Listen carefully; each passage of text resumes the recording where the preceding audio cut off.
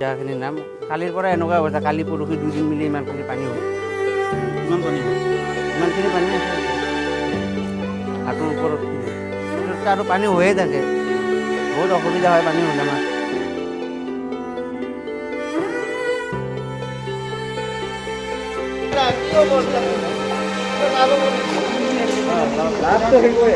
নাই নহয়, আমি দুখীয়াহে মৰিব লাগে।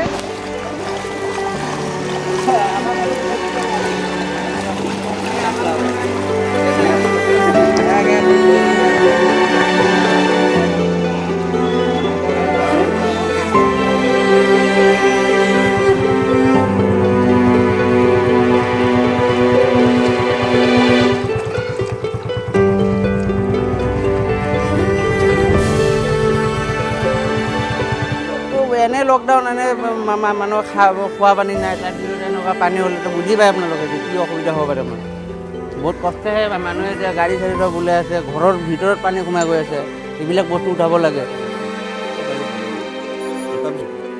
আহিব, আমি কৈছোঁ কিবা এটা হ'ব। আজি পানী ওলাইছে, উঠিছে, কালি ইমানখিনি নাছিলে, আজি কালি ৰাতিয়ে উঠাৰ পিছত ঘৰতে সোমাই গৈছে মানুহ।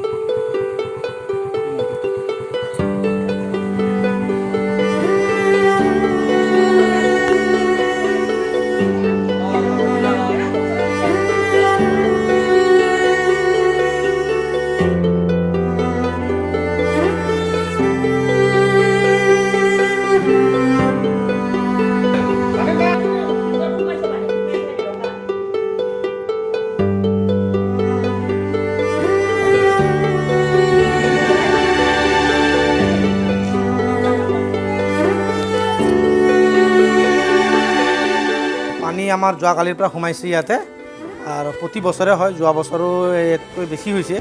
এতিয়া বৰ্তমান পানী আহিয়ে আছে, ৰখাৰ নাম লোৱা নাই।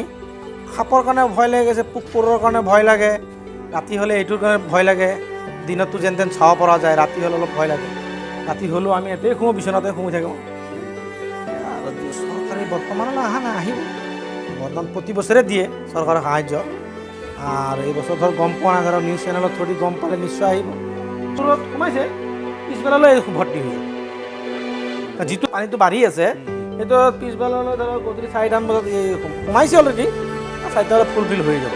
ইয়াতে বৰ্তমান আমাৰ ঘৰত সোমাইছে, আৰু এইটো ঘৰৰ বেক চাইডত 5-6 ঘৰমান আছে, আৰু সিফালেও আছে 8-10 ঘৰমান মানুহ।